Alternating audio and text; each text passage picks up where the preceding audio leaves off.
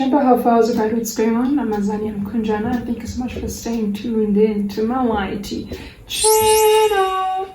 So, hello, hi. Today we're going to be doing a video on geography. So we received a text on our TikTok and let me read it for you real quick. So this lady over here says that she's scared, confused and worried, and she doesn't really know what to focus on and how to prepare for her geography matric. She's confused whether to focus on revision, meaning grade 10 and 11 work, or to focus on grade 12 work. But she's afraid that if she focuses on grade 12 work, then they might focus on 10 and 11. And if she focuses on 10 and 11, then they might focus on 12. First things first, I'm going to be speaking on CAPS and not IEB. And I am 120% sure, am I, that you are going to be assessed on work that is done in grade 12 in matric. So a lot of people have this idea that matric is only revision, meaning in 1 year you will be assessed on grade 10 and 11 work only in a few months. But that is not really the case. In grade 10 and 11, I think we learned about conical hills, betas, cliffs, and all those beautiful things. But in grade 12, we were not taught that. We were not taught spurs and valleys. We weren't taught that.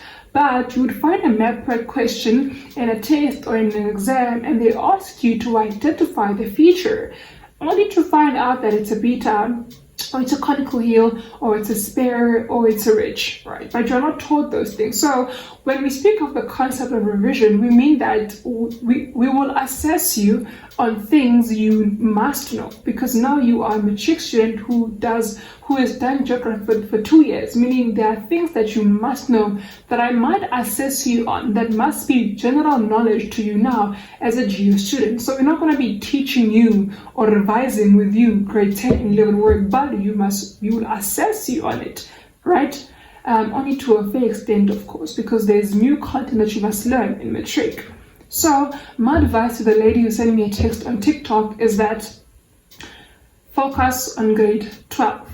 Of course, if you really want to do pretty well, you must have been doing quite alright also in grade 10 and 11, that some of the things you have knowledge of, there's some things you will never forget. Like you won't forget some things, right? Because you've been learning in 10 and 11 and you were focused and for so you won't find it difficult to identify a spur or a ridge in a map when given one in matric, because you've been focusing in 10 and 11. But my advice to you is that don't really focus too much on 10 and 11 if you know nothing on 12.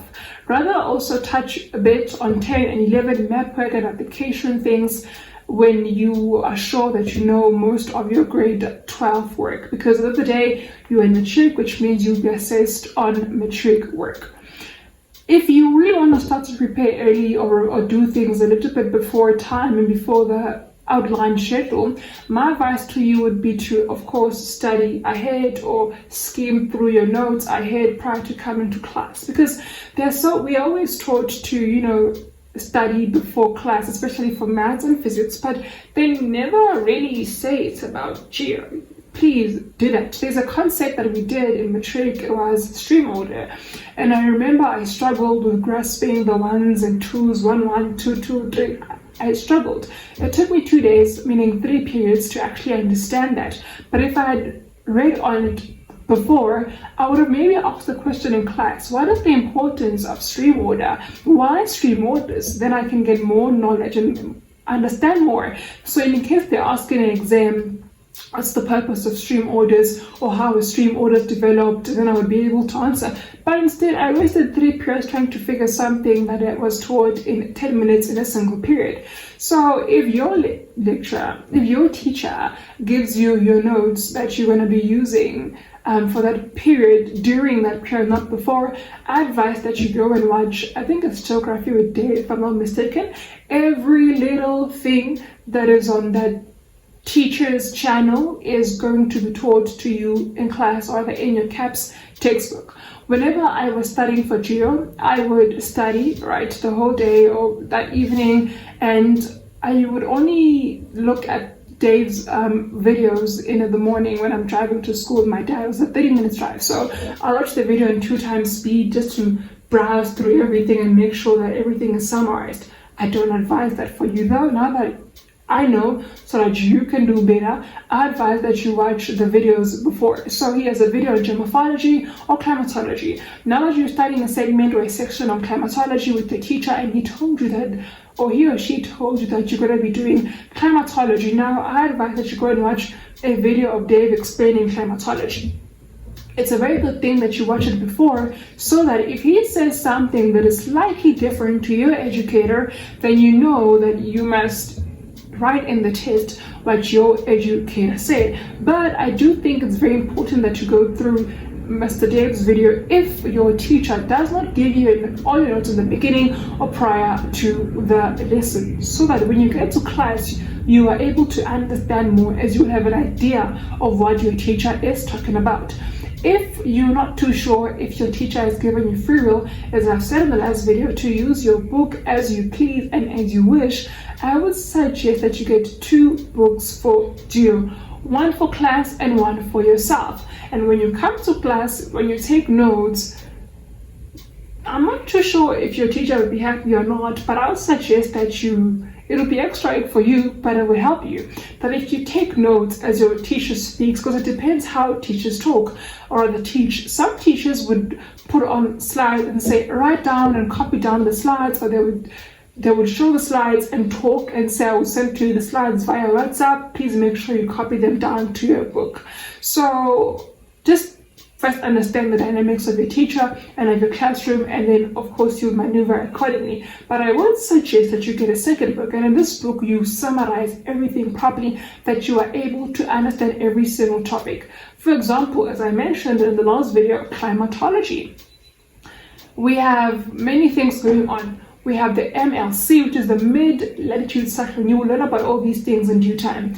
We learn about cyclones now. Cyclones in climatology.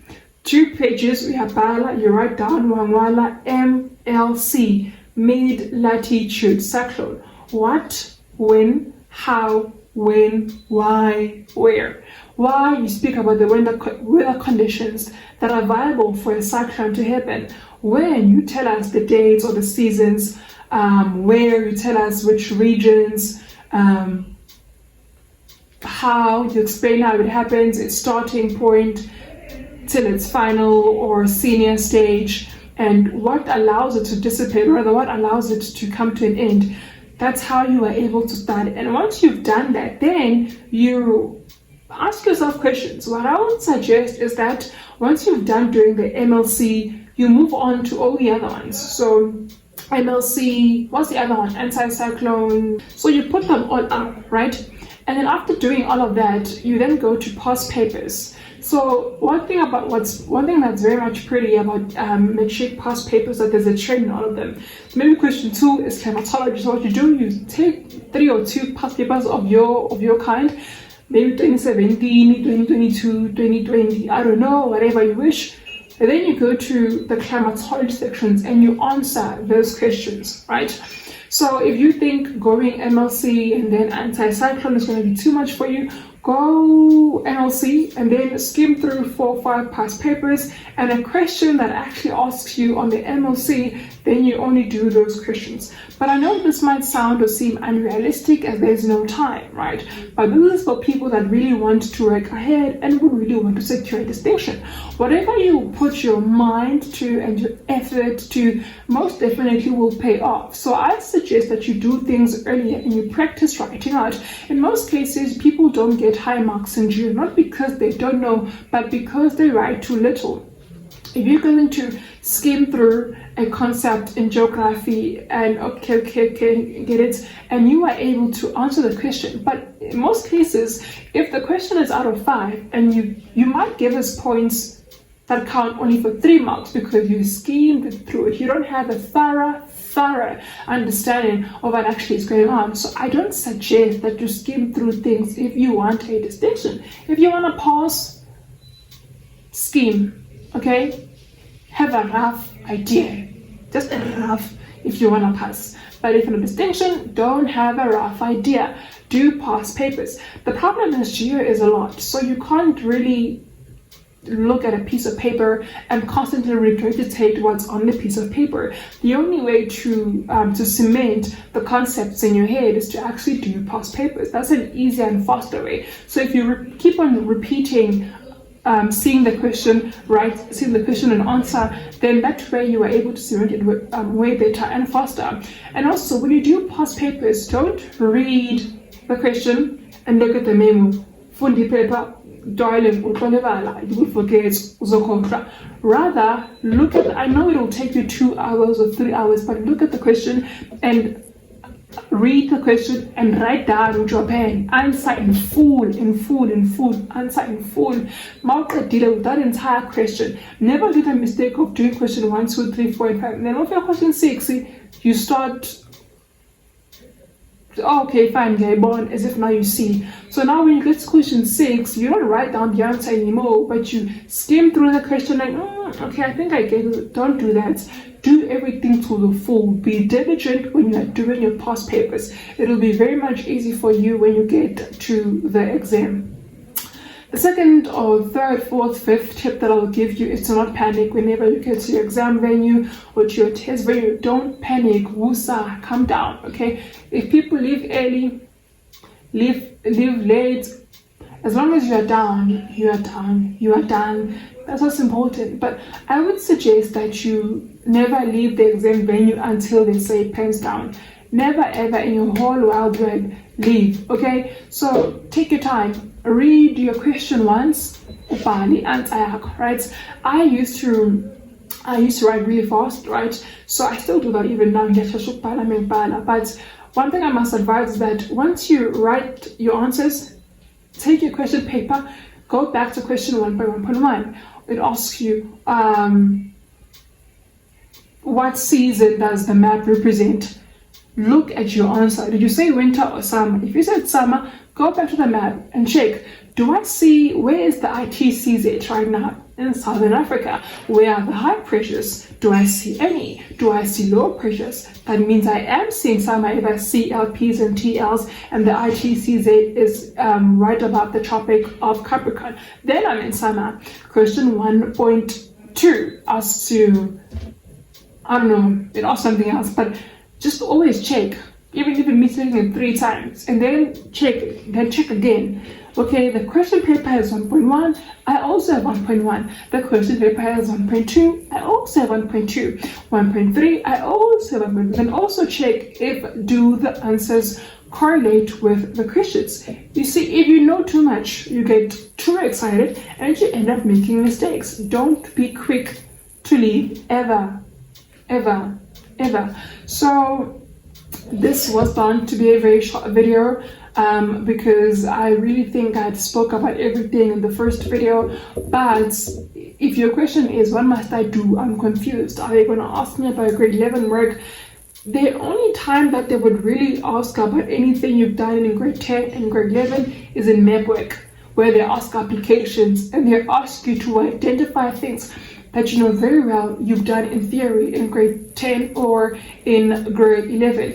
And secondly, somebody also asked about the research in geo. The first tip I would give you is that write as much as you can. Write as much as you can. So I'm pretty sure your teacher would give you a guide on how to write. Follow that guide. Remember, teachers are different, and schools, most importantly, are different. Although the content is the same, but the way that their standards are the same. The way that they want you to do things are the same. Districts are different. Provinces are different. So stick to the format I'm not going to give you a format. Stick to what your teacher will teach you when it comes to the research topic time. And then always make sure you understand the research topic. There's a topic that I chose in grade 10, and it spoke about, what did it speak about again? Something about deposits, yes. So something deposits. When I heard of deposit, I thought of like mine deposits. I I thought of something else. But in actual fact, they were speaking of, factory deposits, or when factories manufacture things and they deposit their remains off in rivers and it pollutes. If I hadn't asked for my teacher to clarify, I would have done a wrong, basically, research project. So make sure you understand the question. In most cases, people don't understand what's going on in actual, understand. Then they end up getting low marks and they don't understand why. Really, if it means picking the easiest one, do so. Don't try and be different and understand you. Don't do that. Do not sabotage or coward yourself. Come cold, my sister. And then secondly, just keep on writing. The introduction needs to be nice and long. Tell us what you are doing. I'm doing this, why you are doing it.